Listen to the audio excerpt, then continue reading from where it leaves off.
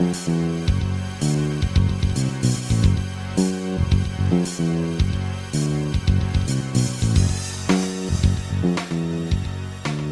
don't know. Does he have like a certain thing for roundtables? Is there? Yeah, just a further roundtable discussion is what goes into the title. So however you want to riff on that for your recording is good for me. Let's call it the superior roundtable to take a turn from these comic books. All right.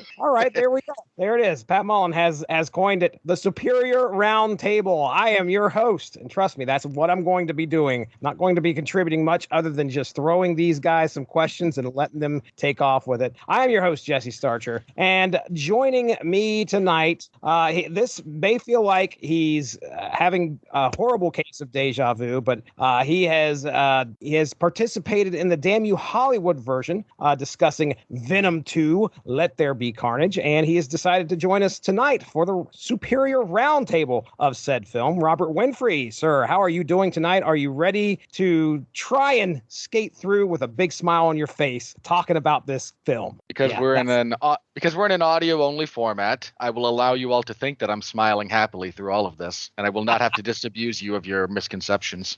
Love it. All right. From the Miscreants. Hold on. Help me out, Ronnie. Misfits and Miscreants, you... Hey, I would know. Don't you damn. No, listen. It's Misfits and Miscreants. From Misfits and Miscreants. His name is Ronnie Adams. Ronnie Adams has joined us to talk about Venom 2, Let There Be Carnage. Sir, are you ready to talk about it and let us know what you thought? Yeah, absolutely. And I haven't been on a show with you in so long. I've got to mess with you. Yeah. That's all right. Perfectly all right.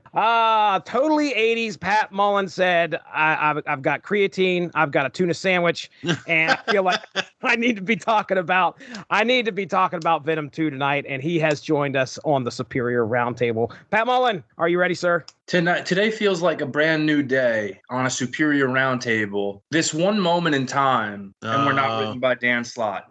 I see what. Yeah, okay. It's something, I think. All right. Well, so I guess what we're going to do, we're just going to hop right into it. If you guys have the opportunity, absolutely go and check out the Damn You Hollywood discussion about Venom 2. There's a fantastic recap of what happens in the movie there. I'm not going to do all that right here tonight. Instead, we're just going to hop right into discussing it. So my first question to our round table, and we'll start with Ronnie. Okay. Ronnie, Venom ended, and I understand there was a post-credit scene of the first for the first movie that kind of set this. We get right into this. I'm talking about Venom 1, right? I ain't jumping into that yet. I'm saving that to last. Trust me, I got a format. I follow it. Dang, little foreplay here, Starcher. Come on. So Venom 1 ends, and I believe we get our teaser. Correct? You guys correct me if I'm wrong, but we get a little bit of a teaser of what's to come in Venom 2, which is Cletus Cassidy and Carnage. So I want you to give me an idea. Maybe the worst wig in cinema history. Nope. I've seen worse. Oh, wow. Oh. Name one. No, serious question. Silvio and the Many Saints of Newark. Okay. Yeah. Fair enough. All right, there you go. I'll give you that one. The only other one I could think of was maybe poor, Kate Mara in the Four Stick movie, who dyed her hair blonde she dyed her hair blonde to shoot the movie, and then on one of the umpteen reshoots, she'd already gone back to her natural color, so rather than re-dye it, they just stuck a blonde wig on her head. The poor woman. Ugh. I would also submit Michelle Williams in Venom. You're not wrong. Well, Ronnie, what'd you think there? I mean, obviously, I don't know if you could set the wig aside. I mean, that might have actually influenced as to what you were expecting in Venom 2, but were you excited about what was to come in the sequel? What were your expectations? Yeah, I was pretty excited about it. I mean, I'm a Spider-Man fan, and, after a while, the symbiotes, they get a little too, there's too many of them. Too much? A little too much. But Carnage and Venom were the ones that I liked. Venom was that really awesome Spider-Man villain, and then Carnage was the one that really put the the danger into it. This dude straight up just don't care. He's killing everybody. Yeah. So I was pretty excited about that. And I was wondering where we were going to go. Was it going to be rated R or what? Because there was some instances in the first Venom where I could see where they could have gone rated R with it, and it wouldn't have hurt it if they did. Okay. Winfree, how about you, man? You watched the end of Venom. I don't know if it was at gunpoint or not, but what did you think when you saw the end, and what did you expect for this film? Did you have high expectations? I think I know the answer to this question, but please let us know. After I'm going to call it an experience of watching the first Venom. No, my expectations are not high. They're not even medium. Okay. Venom was something of a mess. If you want my full thoughts, you're welcome to listen to the full Damn You Hollywood review. We go into slightly more detail.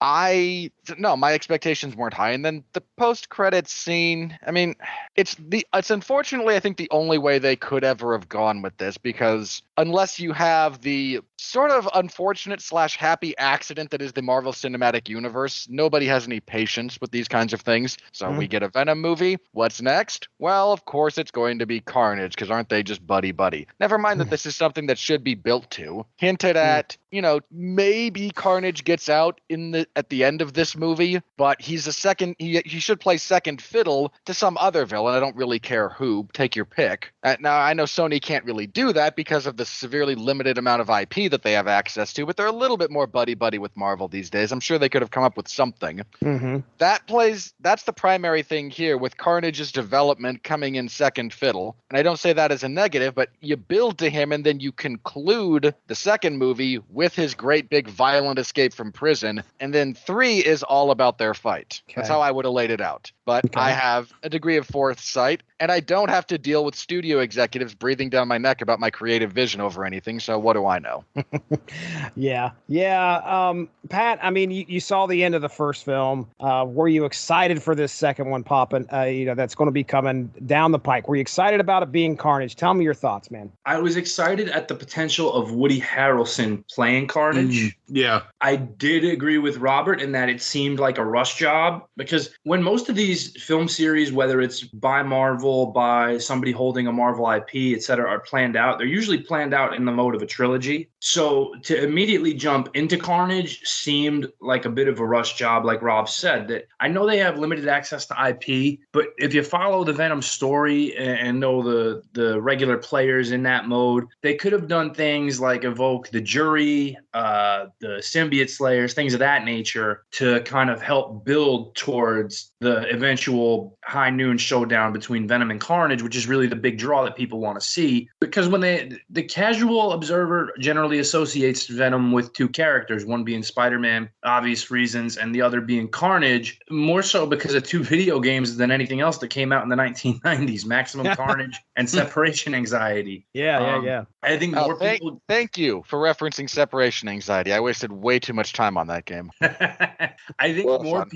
I honestly think more people found out who Carnage was from the video game than anything else. Mm-hmm. Because it was the unique red cartridge on Sega Genesis and Super Nintendo, and it was a Spider-Man IP, so people wanted to play it because there weren't a lot of good Spider-Man games around at the time. And it had Venom, who most people got to know by this point. But this is a big deal to introduce Venom and give Venom a rogue. And if Venom needs a signature rogue, that's normally Carnage based on the character's history. So it did feel like they sold short a lot of it, but there was potential. But potential don't pay the bills. Right.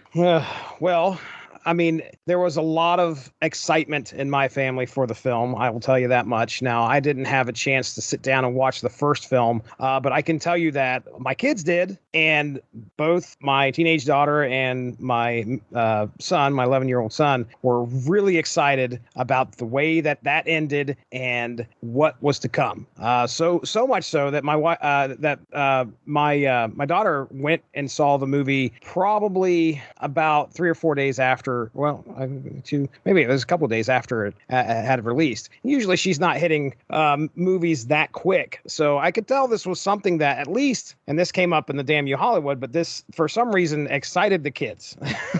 So I understand it's got a PG-13 rating and yada, yada, yada. It's a little bit more accessible than a rated R film, which is something I would have loved to have seen. And I think a lot of other people would have as well, just to see what they could have done with the excessive violence that Carnage could have brought. But instead, it sounded like, just from what I understand, it kind of fell short. But before we, if I may, there's a fun bit in the pitch meeting, kind of spoof on this, where the writer, if you haven't seen the pitch meeting series on YouTube, please do so. They are tremendous. He's describing Carnage's escape from jail, and then Carnage makes blades out of his hands, and he cuts guys in half, and there's this guy that he rips his spine out, and the producer, they're played by the same guy, goes PG-13, so he throws a few guards around into some walls, and I bet that hurts a little bit.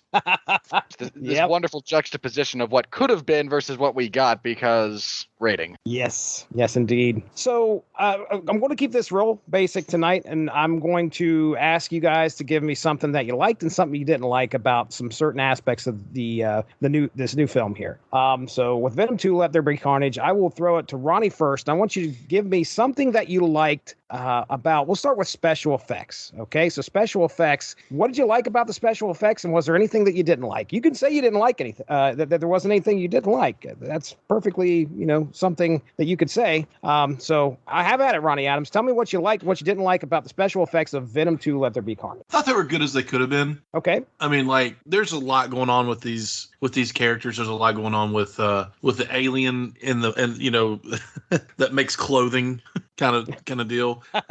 You're used to when you're like me, you're used to comic books and everything, and you can draw things a lot better than you can digitally animate it on somebody. I don't think they were terrible, but they also, like, at some points I was like, that wasn't great. But I thought it was good, But was there anything as far as that the special effects? Anything that took you out of when you were watching it? Like, okay, that looked completely fake. Nothing like that? Not offhand, no. Okay, that's fine. Pat Mullin, I mean, you watched the film. What'd you think of the special effects, buddy? I definitely would say they're a marked improvement from the first film. Yeah.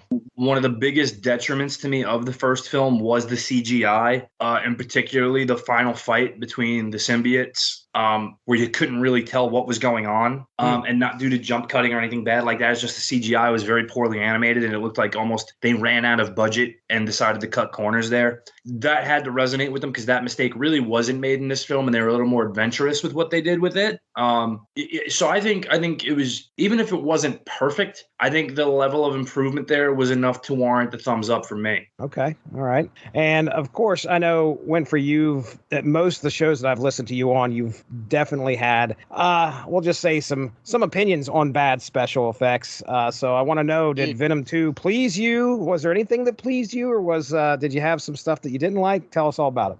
Yeah, I've got a really... This is just one of those things about me. I have a very sensitive reaction to CGI. If it's bad, it takes me out of a movie faster than pretty much anything. Pretty much, not exclusively, but so as movies have become more and more reliant on CGI, this has become a bigger and bigger detriment to my viewing experience, a shockingly high percentage of the time. As for this movie, the final fight between Venom and Carnage is pretty good. It's mostly readable. Only a couple of spots that get a little bit dicey. I'm not the biggest fan of the setup for it, but I mean, we have Venom and Carnage fighting in a church because we always have to have a scene where Venom fights in a church because Spider-Man. Like, this is just a thing that we do. And I don't mean the movies, I mean the original comics. It's just a thing that has to happen now. Yeah. And it's lazy, to be perfectly honest, but they do okay with it. I'm not the biggest fan of their concept behind Carnage for this movie, but that's a different discussion we can have. So I mostly enjoyed the finale fight. It's perfectly acceptable. The sequence where Carnage breaks Shriek out of the Ravencroft Institute. I said this on the Damn You Hollywood. I'm going to repeat it here. That scene made me physically ill. And this, for the following reasons. All right. This is not a joke. I'm not doing shtick. Mm-hmm. The combination of flashing lights, the actress playing Shriek screaming, not even her power, just the actress doing the woohoo thing, and the incessantly spinning camera along with elements of the CGI made me physically nauseous. Ugh. I couldn't watch it. So that sequence, no, that sucked. That really sucked. Most of the rest of it's perfectly fine. There's a few sequences like, hey, we have to have Venom jumping around at night. Put your black symbiote against a black night sky as he jumps around. You forward thinking from the production standpoint, right? Like But for the most part, big improvement. Final action sequence, largely quite good. Escape from Ravencroft, that's a big thumbs down from me. Yeah. Well, we got a couple pretty big names attached to this, Tom Hardy and Woody Harrelson. Pat, I think you have some things to talk about with Tom Hardy. I mean, I know you've got plenty of good things to say, but I'm going to ask you to try your best to maybe mention one thing that you may have not liked regarding his performance in Venom. So I give you the floor, sir. So if there's a detriment to the portrayal of Venom in this, I'm not so much going to blame Hardy as I am the writing. I think most of the fun from the first film is Tom just taking advantage of him being the only guy in scenes with the CGI Venom and really just enjoying chewing up the scenery and visibly having fun with it. Mm-hmm. Not taking it overtly seriously, playing it where it's going to be entertaining to the audience in kind of a wink nod kind of way, and knowing what he can do to manipulate a scene to add a little bit of entertainment to it. They give him a lot less of that in this one, which I think is a shame. This one is played much more in a serious tone than the prior movie was. And I think they got away from a couple of the elements that made that movie, if not a good movie in the eyes of many, a fun movie. Mm-hmm. Where so you don't get the same kind of fun energy from Tom in this the way you did in the first one, where he kind of got to be disgruntled, confused, and then manipulating the symbiote at certain times to have fun with it. Particularly the sequences that happen after he's separated from Venom, they're noticeably kind of less fun. And I think that's a loss to everybody because at the end of the first film, where he's kind of made peace with the fact this is how it's going to be, and then the second movie starts almost flipping that immediately on its head once he's interacting with Cassidy, it kind of loses a little bit to me. And I don't necessarily think that's Hardy's fault. I think that's more a case of the writing. Mm-hmm. Mm. Okay. Well, Winfree, I'll go back to you here. I mean, what'd you think of Tom Hardy's performance as Eddie Brock / Venom? What'd you like? What didn't you like? I'm going to agree with Pat about the writing being the biggest hurdle this thing has to overcome. Tom Hardy is a phenomenally gifted actor. I mean, he's actually worked with this writer, believe it or not. He gets part of a story credit here, not the screenwriting credit.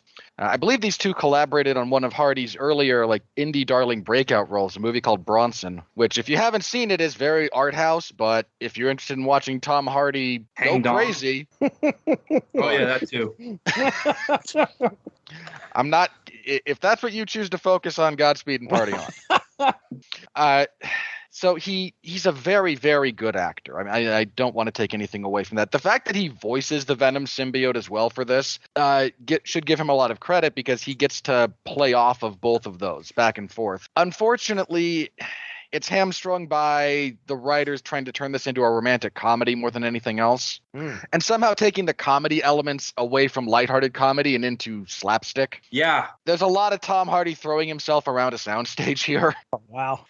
For better or for worse. I think he can do it. He can do it. But it's like taking, and I'm sorry to cut you off, Robert, but it's like taking a guy, we have a lot of people who are professional wrestling fans in this. It's like taking a guy who really excels and entertains people when they do moonsaults off the top rope and Frankensteiners, and telling them, hey, we want you to go out and just have a very grounded, excellent technical masterpiece. And maybe they can execute some arm bars and but it's not what people want to see them do, and it's not what they're best at. Right. Yeah. You mean Vince McMahon? Goddamn hell. Vince is not alone in that particular criticism in the world of professional wrestling.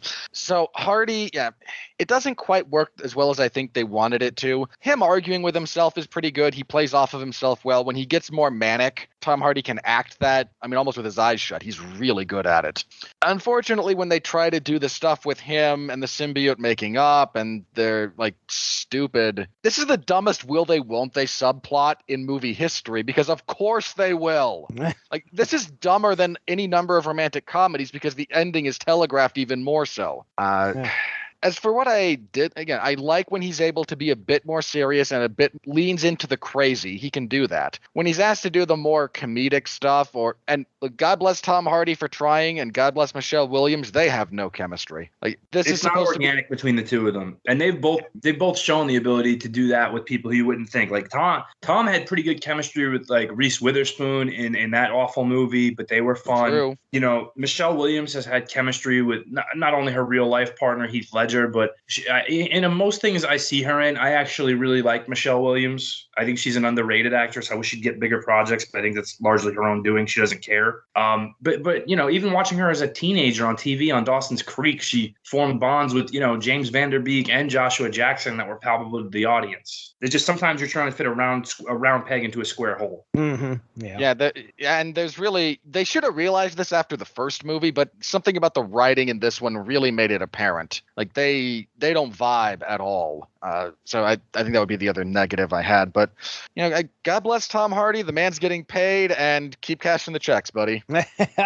For sure. Ronnie Adams, what'd you think of Tom Hardy? His performance? What'd you like? What you didn't like? I mean, he's always a good actor. I mean, he takes chicken crab and turns it into chicken salad a lot of times with certain things. As far as the story being a romantic comedy, I completely blame that on Andy Serkis, who kind of disappointed me in that aspect of taking that outlook on it. But I, for the most part, I thought he did a great job with the part and what was written for him. Mm-hmm. I'm glad he got to have a story credit on it, because a lot of the good parts probably did come from him. But I'm going to assume Tom Hardy did not lobby for the Venom giving a thinly veiled gay pride speech. Right. Yeah.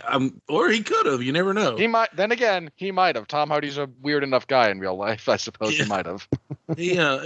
But that, I mean, like, it is what it is with a lot of things. But I don't see that relationship in the two characters, in Venom and Eddie Brock. It was very much a parasitic relationship at some points. Mm-hmm. with the aliens. In the comic books, there's no symbiote was never in love with Brock. It was in love with Peter. Right. Or obsessed with Peter. It was a parasitic relationship that eventually almost killed Eddie Brock, and so it was that point in the story kind of took me out of it. But as far as Tom Hardy, like I said, with what he had and everything, going on with it, I thought he did a great job. He always does a great job. Okay. All right. Well, I will tell you that I was very surprised to learn at the end of the first movie that Carnage, Cletus Cassidy, was going to be portrayed by Woody Harrelson. Now, I respect Woody Harrelson as an actor. For some reason, it just did not feel like that was the role I could see him do.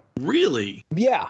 And I'm not saying that I was against it or anything. I just felt like it was not a good casting fit for some reason. I don't know why. I just don't. Maybe it's just because I see Woody Harrelson not as psychotic as Cletus Cassidy is in my own mind. Oh, Bobby, you need to watch Natural Born Killers. Well, and there is that, which that is a movie I haven't seen. So, yeah, that's a cinema sin, sir. Yeah, you need to rectify that situation. He'll sell you on being crazy in a hurry in that one. Yeah, quick, fast, and in a hurry. Okay, all right. So then maybe that's where the inspiration come from. Well, Ronnie, I want you to tell me, what'd you think of Woody Harrelson here portraying Cletus Cassidy?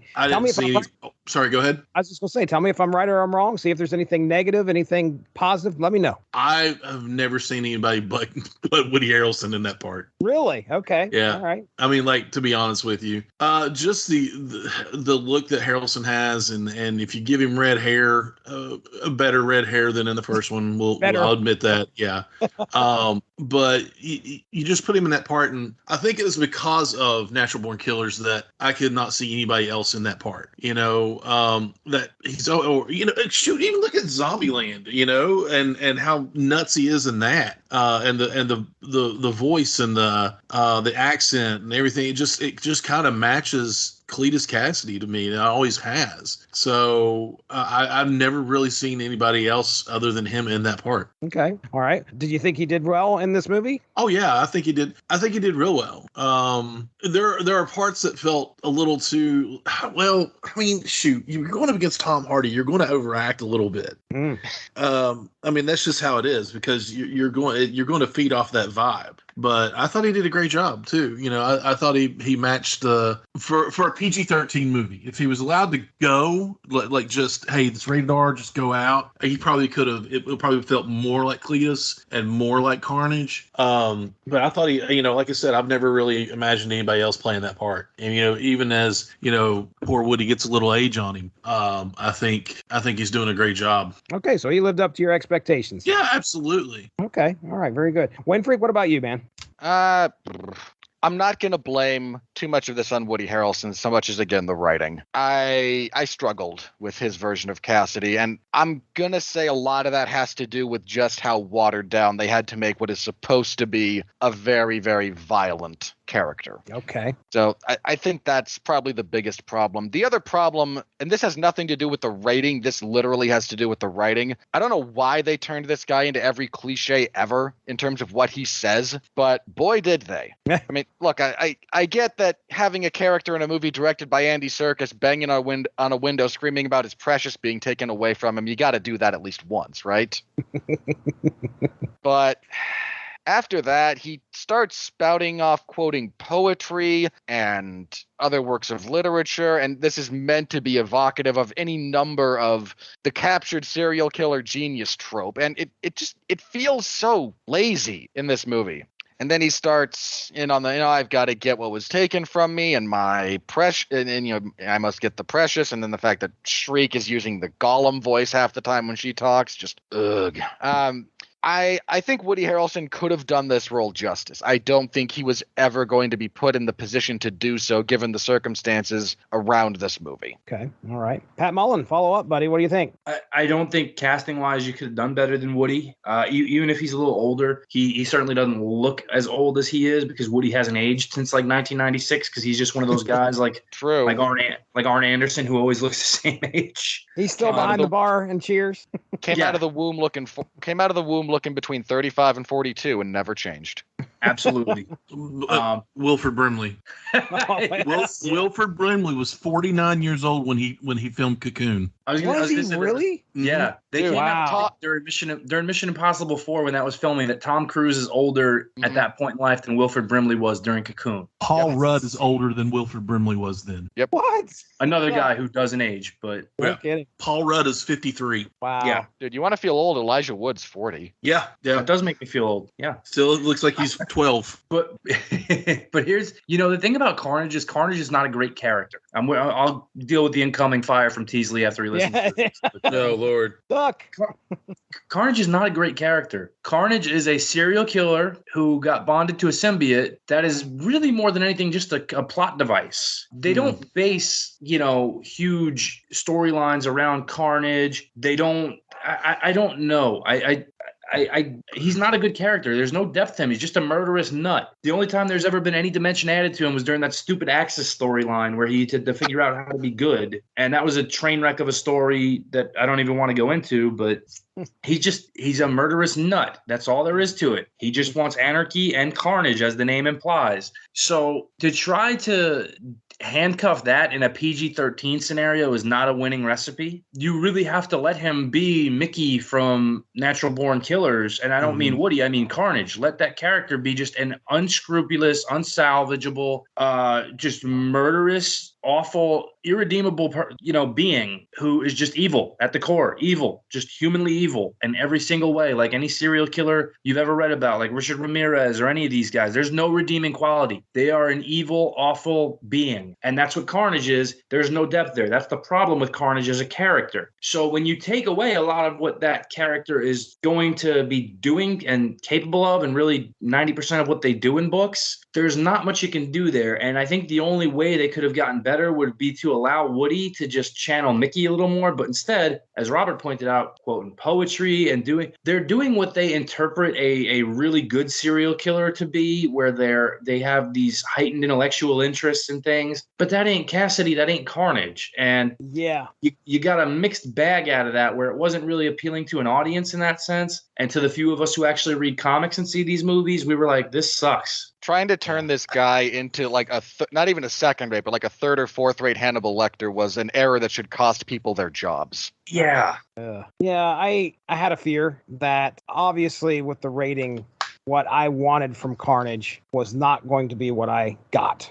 So it sounds like my fears were pretty much justified just from what I've heard you guys talk about tonight and on the previous show. Now I do want to, I wrote down the two big guns here in this movie. Obviously, it's Venom versus Carnage. You guys mentioned Michelle Williams, and again, I want to throw it to Pat here. I mean, do you have any comments on her performance as well? In the scenes where she's not directly interacting with Eddie, I think she's fine. I actually think one of the better scenes she did was when she is actually approaching the symbiote and letting the symbiote know Eddie's going to die unless you rebond with him because this maniac is coming after him. And I think she actually does it really well because, again, she's a good actress. I think even at points in the first movie, despite the bad wig being a very big distraction, she still is able to sell what she's doing believably.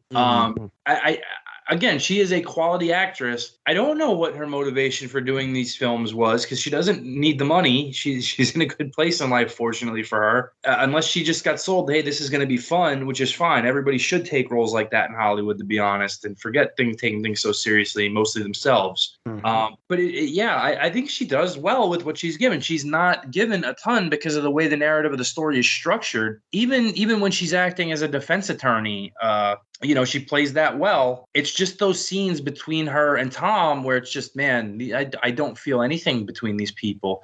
And to be fair, maybe that's by design because her life is supposed to be moving on without him. That's what I was getting ready to point out. Yeah, and in the first one, it was very clear she was done with their relationship, but still feels a modicum of sympathy, I guess, for Eddie would be the best word. But in this one, hey, I'm getting married to Dan Lewis. This is it, Eddie. Like, we're getting married. Like that, it's time to move on. But to be fair, in Tom's case, he's dealing with a very different life situation and just finding after his ex. There's a whole new partner in his life, so that's a little different. But again, like knowing that they want kind of this element there, it's not there. Ronnie, did you have anything you wanted to add to that? No, I was just, not quote unquote taking up for anything, in particular in that. But I was going to say, I thought she did well with the fact that she's in a completely different spot in her life. She still loves Eddie, but in a different way. And I think she displayed that at certain points. I was like, oh, come on, quit being such a cold hearted witch about this, man. But no, she was in a different spot in her life. She was marrying another man and she's done with him, which, is where she's supposed to be. And, at first I was like, no chemistry or whatever, but there is no chemistry between those two characters anymore. It's gone. She did, like Pat said, I thought she did great with, the one-on-one with the symbiote and arguing with him. The only other thing that I don't like is, I don't like it when they just try. I didn't get this a whole lot, but there are points of it of just trying to emasculate somebody to emasculate them because they're a guy. But I felt like that was hinted at a couple of times in the dialogue, and I'm just like, just because he punches people doesn't make him, doesn't mean you get to talk down to him for being a guy, kind of a deal. So I don't know. I thought she did great. I also think that the character portrayal was the reason for the lack of chemistry. Okay. Winfree, I'll throw it to you. Talk about Michelle Williams, what you thought there, and then next follow that up. I mean, if you don't have a whole lot to say, that's fine. Follow it up though. I want to know more about Shriek and what you thought of Shriek. Well, this is going to be a real short contribution. As far as Michelle Williams goes, I did like her scene with the symbiote in the kind of like corner grocery store. Yeah. I like that they portray her. There's this weird little thing that they kind of dance around in this movie that I actually kind of enjoy. She's got a bit of a sense for the symbiote. And I think in no small part that's because in the first movie it does attach to her at one point. And I kind of thought that was a fun little angle they could have played with. Like she's able to kind of sense him or has a better insight into what's going on there than other people because the symbiote at one point did take over her body. And sadly, they don't really do much with that particular premise, but I thought it was something they might have been able to take an angle with. On Shriek, I don't know why this character, like, I don't know why she's here. I don't have a good thing to say here. Like, she's supposed to have been shot in the face, and that's why she lost an eye. I got news for you. You get shot in the face, you're not going to get a cosmetically appropriate couple of vertical scars over your eye and have to wear a different contact lens. Like, yeah. This was just a terrible, that was a pretty terrible decision. That's a weird bullet. Guys Really named Patrick Mull something or other. Don't go down easy, boys. Mulligan. I know, but the prefix of Mull, we don't go down easy. There you go. Mm-hmm. That's it, Winfrey? That's all you got to offer for Shriek? That's all she has to offer to the movie. Like, this is... She's barely she's half a MacGuffin. That's about all I can say that's loosely in her favor. How about the weirdest Mary Sue ever?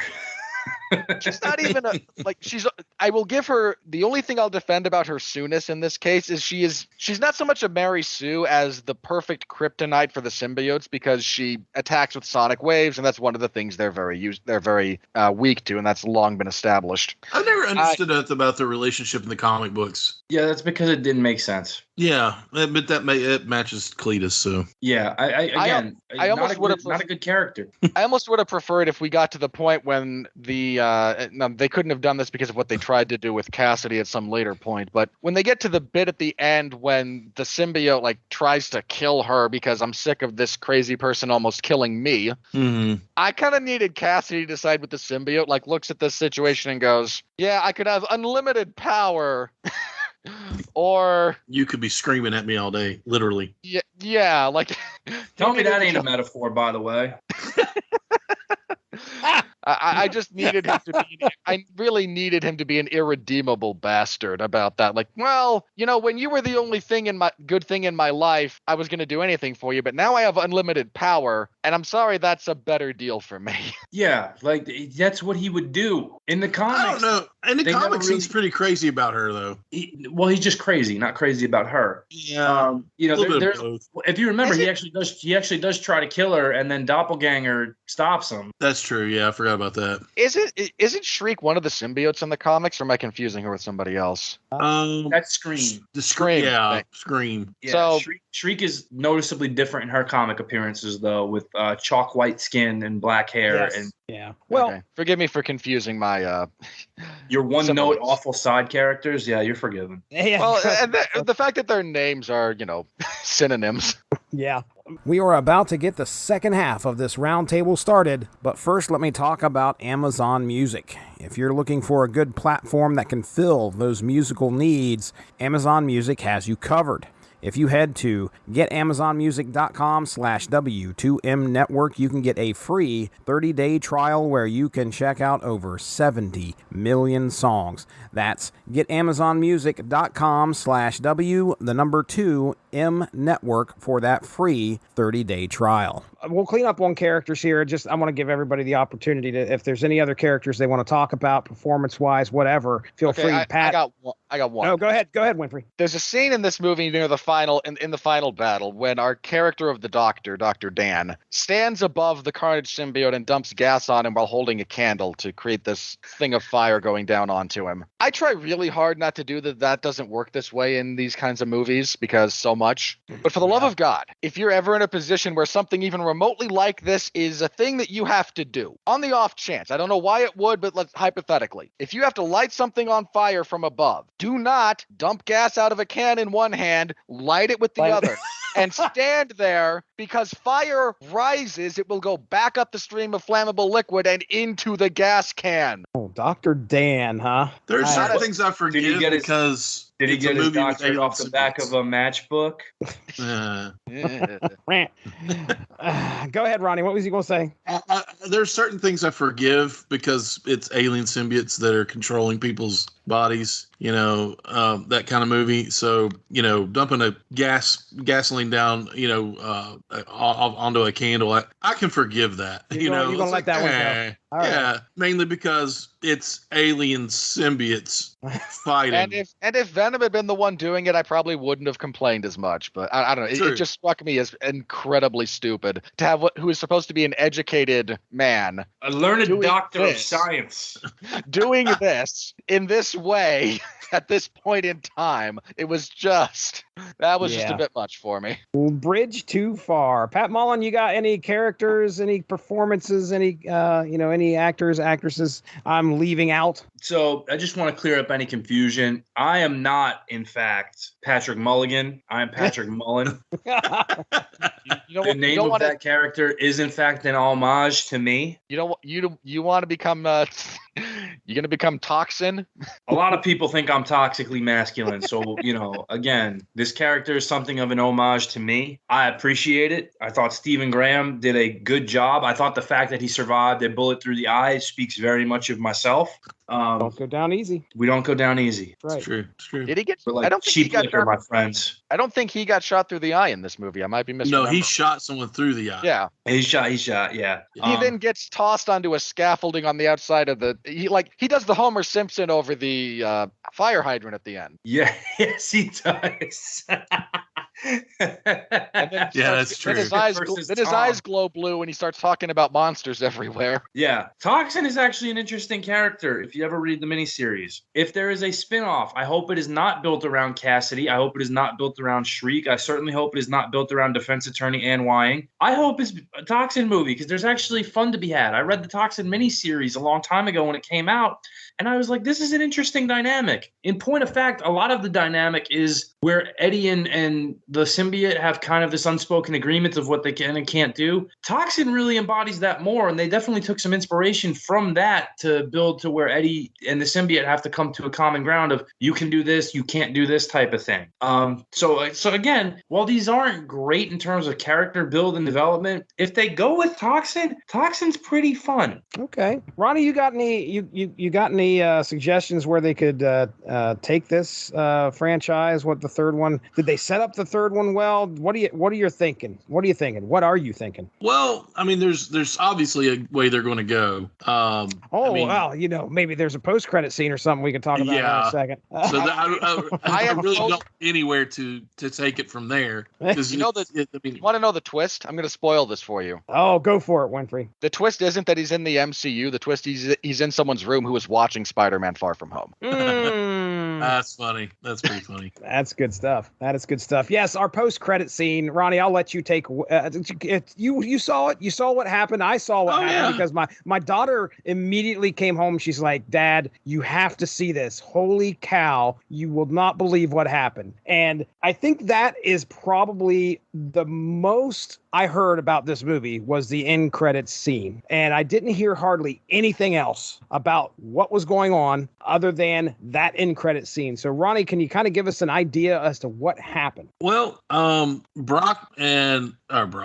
and I was about to say Brock Lesnar, I guess. Brock Lesnar. Holy Brock crap. Lesnar. I did not expect that. What did anybody else in the theater? Sorry, when did Mark show up? Yeah, right. Mark's cast in the movie again. Get away, Mark. Come on now. To be fair, I watched a video of Brock Lesnar working out today, and I was like, Venom cast today. This makes sense. So anyway, Eddie and the symbiote are in a cheap hotel room somewhere, and they're, waxing poetic about whatever, being in love with one another or whatever they're doing. I know. I'm just trying to hurry it up. Okay, I have to. One other thing about this post, this is another bit of the writing that annoyed me. For some reason, this writer didn't understand that light years are measurements of distance. I didn't even notice that. So anyway, they're talking about.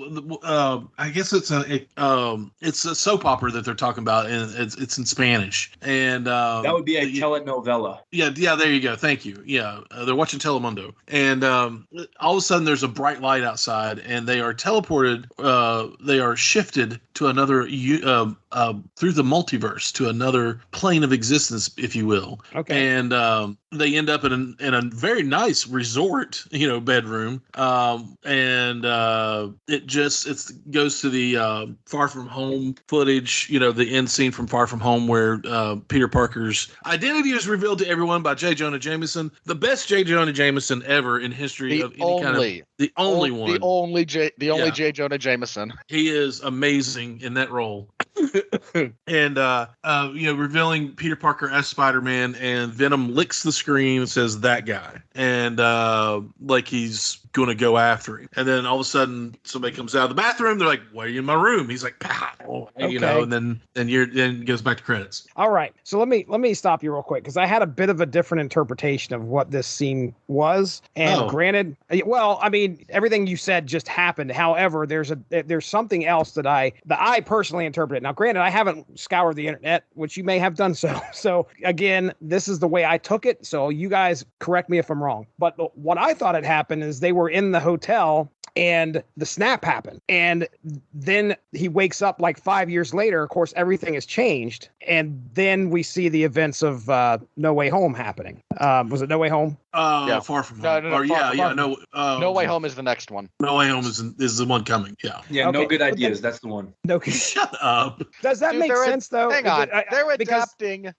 They're adapting One More Day. There are no good ideas in that storyline. Yeah. Anyway, I could be wrong though, because I think that's an interesting. I think that's an interesting take on it. Well, it's a very interesting take. I never would have thought of that. Let me just say, does it make sense though? Because isn't there a 5-year gap? And no, not that I noticed. Let me put it that way. They said 5 years had passed between the events of the snap and when the Avengers try to restart everything through time travel with more plot holes than Swiss cheese. It's time travel, or as we call it, Endgame. So I was wondering if in the first Venom movie, there was mention of Spider-Man, right? No. None? Okay. None. All right. Well, then maybe that's the case. So I thought the snap happened and they wake up like 5 years later and we're just watching it all happen, obviously, according to Eddie and Venom's view. And they're 5 years into the future. And that's why everything's changed in the hotel room and some guys in there. But again, go ahead. I mean, it's a very good take. That's just, I mean, like that makes me rethink certain things, but that's not how I took it. I took it as they were transferred because of the events of like Doctor Strange and the Multiverse of Madness, and right about the time the Venom symbiote is going, I have the collective memories of across 80 billion light years of the hive knowledge. It would explode your brain if I let you see any of it. Right about then, Sylvie is stabbing. That's what that was, yeah. Kang in the chest. And he's going, "Oh, this is going to end badly for you." And we all go, "No, I already watched the show. It already ended badly." I didn't watch the show. It started hating on the show. Look, if you want my thoughts on Loki, listen to the TV party. I have positives and negatives. Yeah, I have a lot of negatives. The only positive I think that thing had was HIV. Oh, come on now. That's an AIDS joke. No, it's not. It's an HIV joke.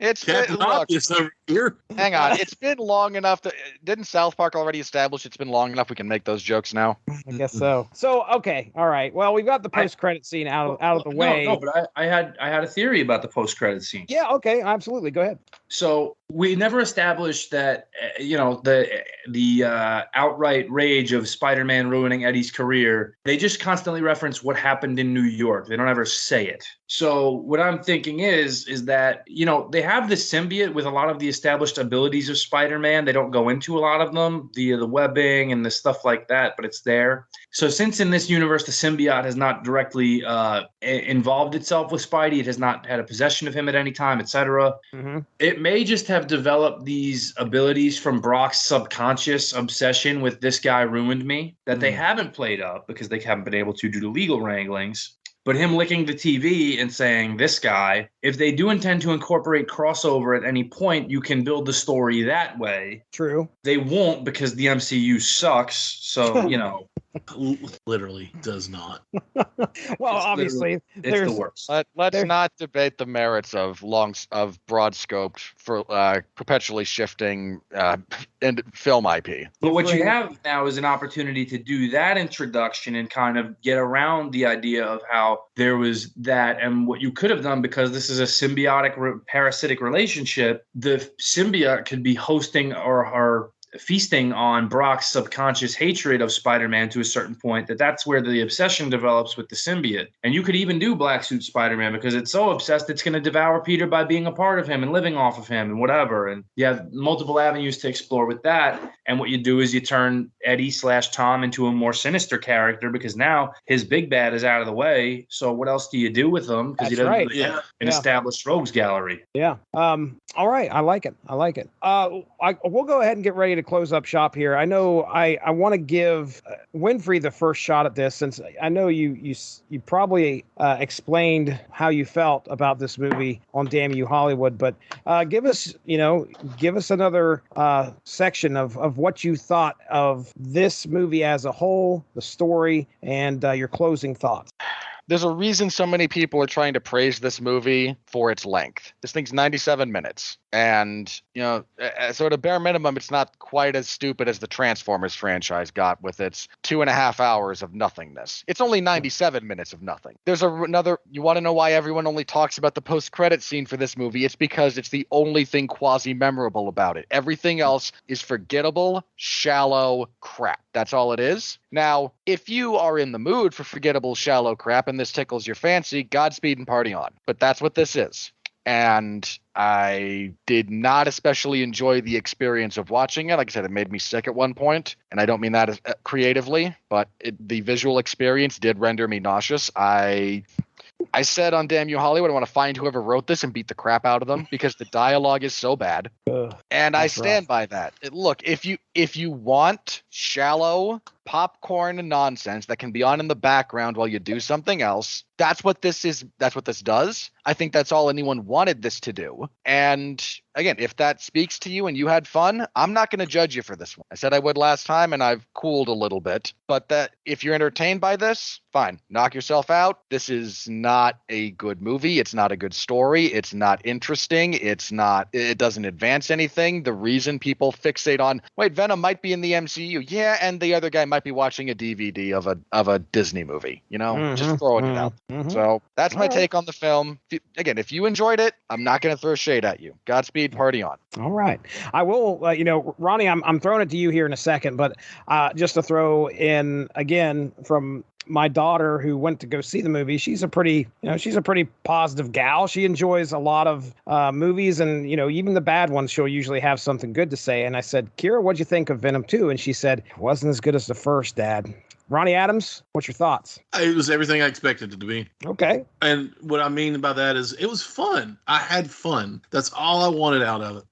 That's all I want out of comic book movies, period. When I go to these movies, I don't expect anything but to have a good time. And rarely have I ran across a movie like this that I haven't had a good time at. The only one that I can remember is Fantastic Four, and that's about the only movie that I remember having a visceral hatred of. God, I hate that movie. It's terrible. I don't know how that movie managed to take 2 hours and literally do nothing. Like, I walked out of that movie and went, okay, I know time passed. I know images were projected. I know things took place, but damned if I could tell you what any of that was. I left the theater. I never leave the theater. I'm too cheap for that. I left the theater. I wish I would have. I didn't leave because I think I was just too much awe of how horrible it was, and the fact that the thing was hatched from an egg, big rock egg. It's so funny because you three experienced it, and I've heard your takes on the movie, and it soured me on even wanting to try to watch it. No, and I never have. No, don't ever watch it. That's why I trust you guys for not steering me in the wrong direction a lot of times, because it's been. I could watch it tonight after I get off the phone after I get off the microphone with you guys. I popped that movie RIBN because it's right there, but I'm never going to do it, I don't think, just because of how many people hate it. It's on Disney Plus for free. Yes, still don't watch it. No, never. It's not worth free. I almost went to the box office and demanded a refund. And bear in mind, I paid $5 for this thing. Yeah, the only movie I've ever done that with was Crank 2. Oh, that bad. Crank High Voltage. Yeah, it was horrible. I was at a dollar theater when it first, like. Well, no, wait a second. You went and demanded your dollar back? It was more like $5 dollar theater kind of deal. Yeah, and I was like, hey, if that's a literal dollar theater, that just makes you the jerk. Oh, I'm sorry. I'm sorry that I have some standards that I'll pay for, and some things I'll pay for and I won't. Look, if you go to see, bear in mind, when I say the dollar theater, this is a thing that doesn't really exist anymore. No. But when, for many, many years, not too far from where I live, existed a dollar theater, which was literally one movie ticket is $1. Yeah. We still have those. They do show movies with the word crank in it, but yeah. Look, there was just one point in time. There was just one point in time when I had to stand behind someone in line for tickets who was complaining about wanting their money back, and I just it's $1, man. You're complaining about your lost. You're complaining about your lost time, not your lost money, and now all you're doing is wasting more of your precious time. As far as that goes, it's more of a principle at that point. It's I get that it's the principle. Like you object to your money in any way going to further this. Yes, man. I'm a Jason Statham fan, and I hated that movie. But it's the same thing with now. I paid full price for Fantastic Four because I was ready to see something good, or halfway decent. And I actually, for what they were, I enjoyed the first ones. Fantastic Four. I don't think those are as terrible as they get the rap for being, particularly the first one. Exactly. They're not good, but they're not awful. Right. Absolutely. They're not nearly they're not as bad as their reputation. And then Silver Surfer, okay, that one's got a lot of problems, but I mean, they all have every comic book movie has problems. Name one in the Winter Soldier. Okay, give me a second and I will. Just concede. That might be the only. Hang on, that might be the only one I realistically can't. I'd have to rewatch it. I'd have to rewatch it. All right, most of them do. I will say all. Most of them do. But shockingly high percentage. Yeah, but I'm just gonna say that when it comes down to daggone comic book movies, I don't watch them to find the next Citizen Kane, man. I just watch them because I was a nerd, still am, and I want to see see the things that make me nerd out on big screen. It's just like the Dungeons and Dragons movie that's coming out soon. It's not going to be good. It's not. I know it's not. Better than Mazes and Monsters. It's going to be no. Mazes and Monsters is wonderful. Okay, just because it's so stupid. It's going to be better than the first Dungeons and Dragons movie. Dude, me farting on a snare drum is better than the first Dungeons and Dragons movie. Sorry, that's a reference there. Huh? I love the airheads there. Yeah, I've used that ever since I heard that first time. But it was okay, there's a second movie that I have a visceral reaction to. That movie. But it's just one of those things where I want to see the things that I nerd out on the big screen, that I nerd out to on the big screen. And, and Venom and Carnage is one of them. And it did that for me. I was like, this is cool. There's something to say about okay, you're a comic book fan. I'm a comic book fan. We grew up reading these things. We want to see back when we were 12. Yeah. If somebody told you, hey, there's going to be a Venom versus Carnage movie, a Venom, Carnage is going to be wrecking stuff. Venom's going to be fighting him. I mean, we would have been ecstatic. So shoot, 20 I understand. Years ago, Spider-Man. Yeah. So I understand that definitely being the drive to at least enjoy some of what you get on the screen. You're seeing the two characters now. Hang on. Aren't the Sam Raimi Spider-Man movies almost 20 years old? They are 20 years. They're over 20 years old. Yeah, I was going to say. No, they're not. They're not over 20 years old. They're close. 2002. Yeah, they weren't quite one, but. Oh, I thought 2000 was Spider-Man. No, that was X-Men. Yeah. Oh my gosh. Yeah, that's true. Yeah, 2002. It's 19 years old. Yeah. So it's almost 20 years old. So 19 years ago, Spider-Man came out. I was a younger lad than what I am now, and I was like, this is great. And then the organic web shooters. I was like, well, this is less than great, but it's still good. I have problems. All right. Mary Jane completely miscast and characterized. This is still great. What is it? Mary Jane. Miscast and mischaracterized. Still great.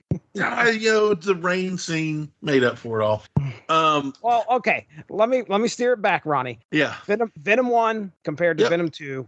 Did you enjoy? Oh, I'm sorry. Yeah, I went on. You're all right. That's all right. That's why I'm here. I'm the director. They are what they are. Okay. If I had to watch another one over, I'd probably watch the second one over just because of Woody Harrelson. And just having that fresh character concept in it. But I'd watch them both again, but I don't find one better than the other one particularly. You don't have to choose. Yeah. I'm not going to make you choose. If you enjoy both of them, you go right ahead and enjoy both of them. I don't care. I want Starcher, independent woman. You do what you want, damn it. All right, Pat Mullin, send us home, buddy. What are your final thoughts on this film and what you're hoping to expect with the next one? Tell us all about it. It's fine. Oh, thanks, Mark. Thanks, Vince. Appreciate it. It. For what it is and for what the expectation is, especially when the PG-13 came out, I didn't think it was offensive. I didn't think it was particularly awful. I don't think it's great, and I don't think it's as much fun as I had in the first one. There's improvements on it, but there's also steps back in certain instances. From a technical standpoint, visually, this is much more appealing than the first was. But the first one had superior character-driven moments, and I think it was a better overall story arc in that one compared to the second. So I tend to find the first one more enjoyable than this one. I don't think this one is a bad movie. I don't think it's awful. I don't think it's going to make me want my money back from the dollar theater. And it's that's going to be a thing now, isn't it? No, the dollar theater is a thing now. But I think this is one of those things where if you had the right expectation going into it, you were okay with it. If you had some kind of unrealistic expectation for it, you're going to walk out disappointed. Or if you've had a lobotomy, you might think it's the greatest thing since sliced bread. Now, don't be mean. It's a fun, silly movie that you go into for fun, and that's what this was. Yeah. That's all it was, and that's all it was ever intended to be once you get the PG-13 slapped on it. Yeah. All right. Well, I think this is going to wrap up our superior roundtable for our discussion on Venom 2, Let There Be Carnage. So, with that being said, let's get into plugs. Jesse. Thank you. Thank you very much. That's Ronnie the name Adams. of the movie. I might say it a few times. Hey, it's plug time, and you all know what that means. This would be a good time to plug the sponsor of the W2M network, and that is Grammarly. For you, the listeners of Source Material, Grammarly is offering a free download of the Grammarly software. Grammarly's AI-powered products help people communicate more effectively. Grammarly helps you write mistake-free on Gmail, Facebook, Twitter, LinkedIn, and nearly anywhere else you write on the web. Grammarly corrects hundreds of grammar, punctuation, and spelling mistakes while also catching contextual errors, improving your vocabulary, and suggesting style improvements. To download Grammarly today, go to getgrammarly.com/W2M network. Again, that's getgrammarly.com/W2M network to download Grammarly for free. Ronnie Adams, you do some stuff on Twitch. On Twitch, if I'm not correct there, please absolutely go ahead and plug your stuff, sir. Hey, my name is Ronnie Adams, and I am a dungeon master that runs D&D sessions on my Twitch channel. Now, you're saying, is that all you do? As of right now, yes, because for some reason I stopped streaming video games, but I am about to pick that back up here soon. So, but we've got content planned for all kinds of stuff. But right now, we have a bi-weekly session of D&D actual play ran on Twitch.